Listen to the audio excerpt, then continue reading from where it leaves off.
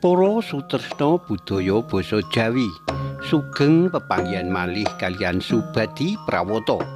Ing kalodhangan menika badhe ngaturaken waosan buku basa Jawi Cerita Cekak. Anggitanipun Inu Wicaksana kanthi irah-irahan prahara ing akhir September 1965.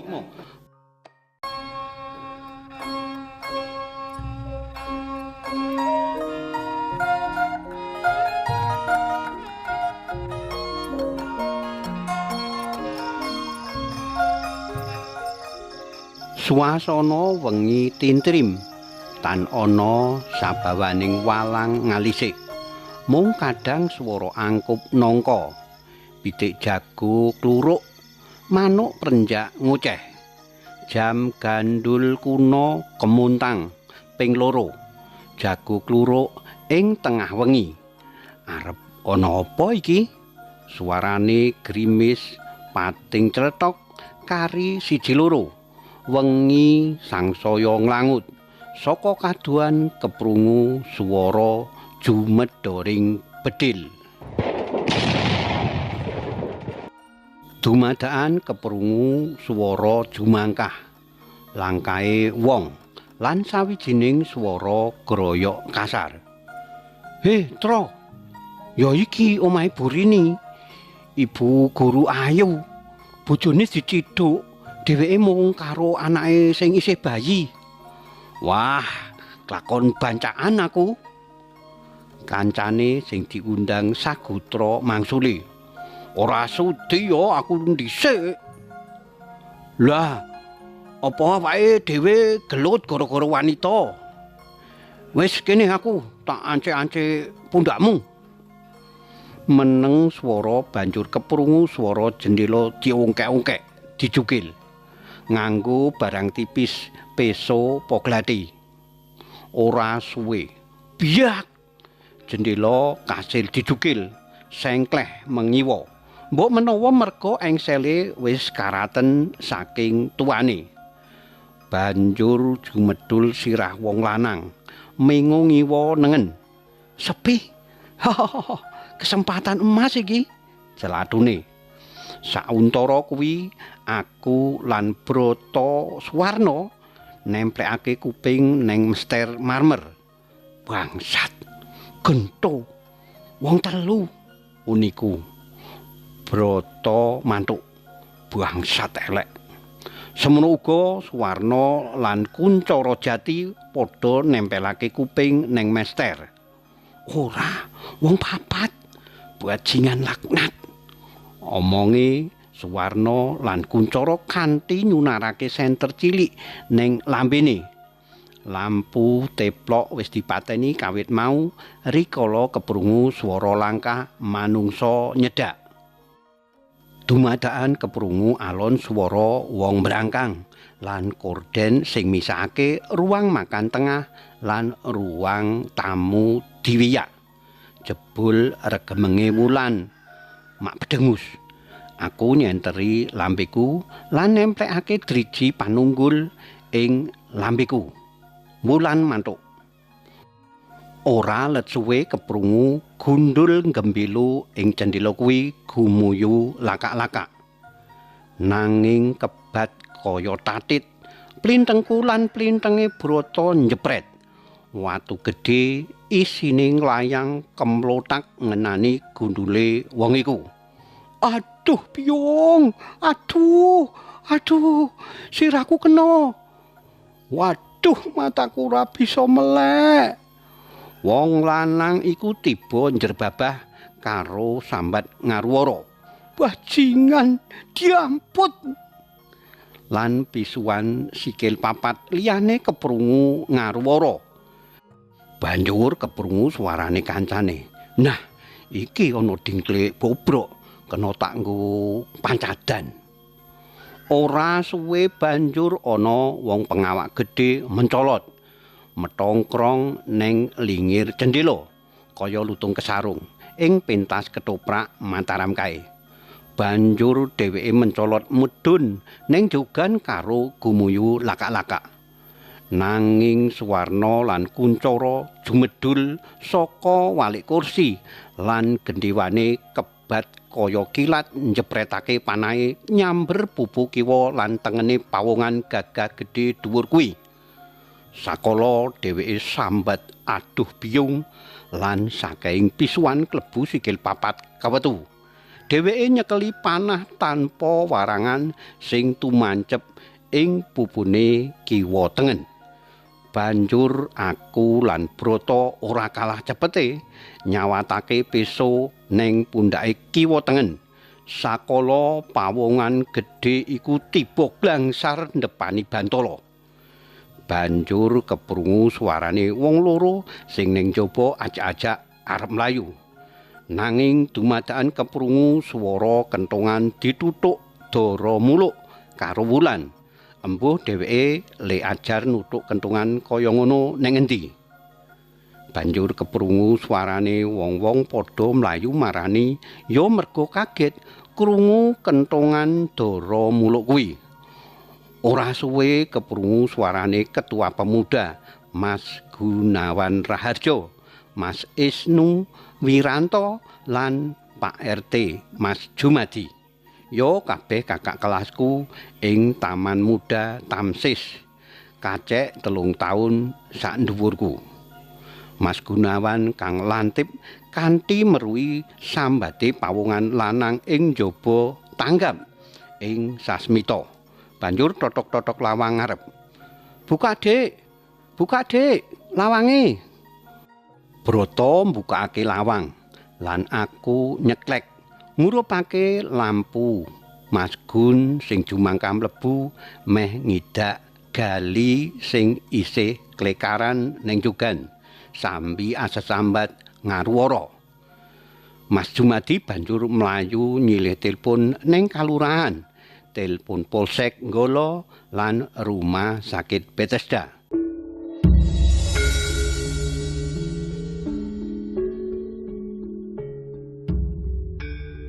Ora let suwe mobil patroli polisi teka lan mobil ambulans Rumah Sakit Bethesda. Pawongan lanang loro dirangket lan diangkat menyang polsek. Aku sakanca Mas Gunawan, Mas Ismu lan Mas Jumadi.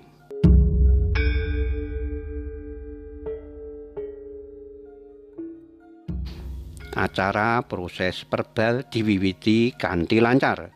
Aku sakonco njawab apa anane. Pancen wis suwe aku sakonco ngawasi para brumucurah iki. Ning durung ana kesempatan kanggo nangkep. Unine polisi sing brengose sakepel. Sawise kabeh rampung, aku sakonco kena mulih neng daleme Bu Rini Lestari. Wis parak esuk isih ana wektu 2 jam kanggo mbacutake turu. Esuk tangi gragapan, banjur adus siap-siap budal sekolah. Sarapan sithik saanane. Jebul Wulan esuk mau wis ndhisiki mangkat sekolah.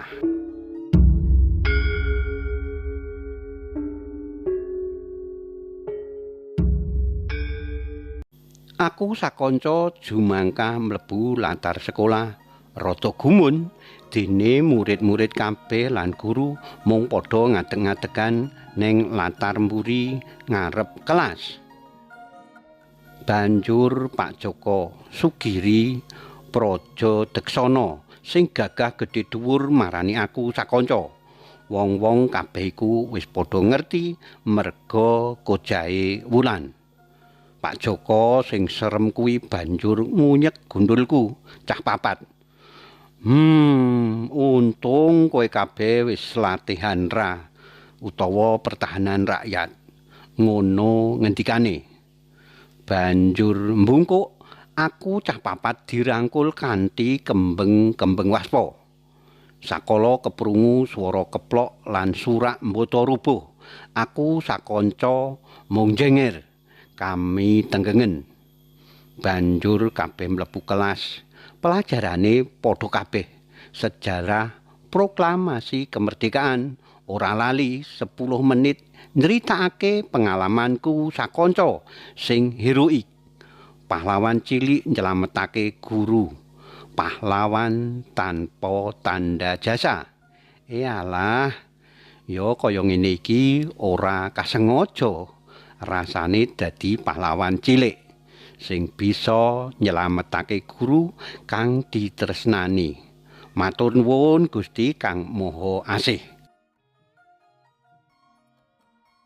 Mas Gunawan Raharjo, Mas Ismu lan Mas Jumadi nganakake prajanjen mindah Posrondo Kampung Ngala ning daleme Burini kanggo ngawekani supaya pokal kadurjanan iku ora kedadean maneh. Burini ngaturake panuwun kanthi muwun. Lah aku sakonco uga nganakake prajanjen arep nginep ning daleme Burini Lestari malam Jumat lan malam Minggu. Merga Jumat dina cendak, pelajarane enteng, lan malam Minggu esuke libur.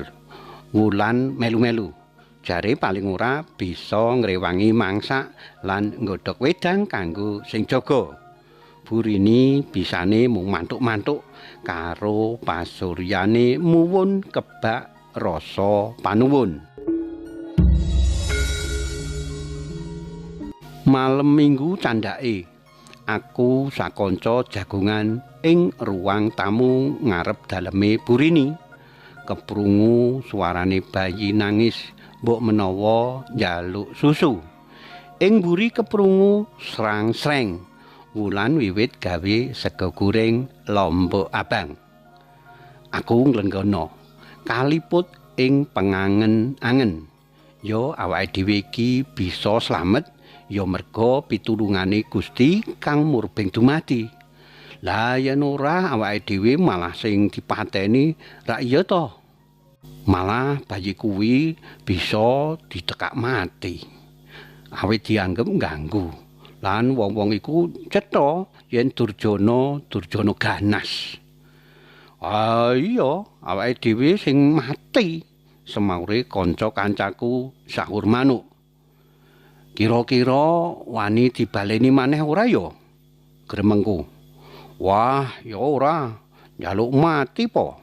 Panahku arep dak wenehi warangan, ujare Kuncara. Panahku ya iya, sambunge Swarna. Aku ya mung gedhek-gedhek mangerteni pikiran kang ngegirisi kuwi.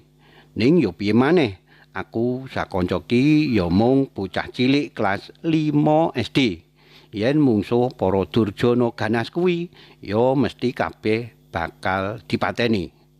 Allahu Akbar, Allahu Akbar. Ing jaba krungu swara azan maghrib kumandang.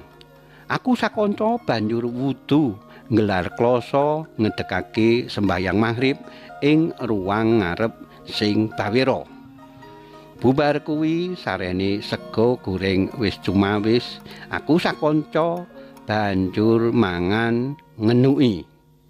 Wedang teh nas kidel, kabeh mangan kanthi nglambrang ing pengangen-angen. Ya merga entuk pitulungane Gusti Kang Maha Asih, aku sakonco bisa nyelametake Burini saputrane lan awakku dhewe. Matur nuwun Gusti Kang murbeng dumadi. Cuntel. Karipta dening Inu Wicaksana. Cariyos menika kapetik saking kalawarti basa Jawa Jaka Rodang nomor 23 tanggal 8 November 2019 ing Ngayogyakarta. Matur nuwun awit kawigatosanipun saged pepanggihan malih wonten ing cariyos-cariyos sanesipun. Matur nuwun, nuwun.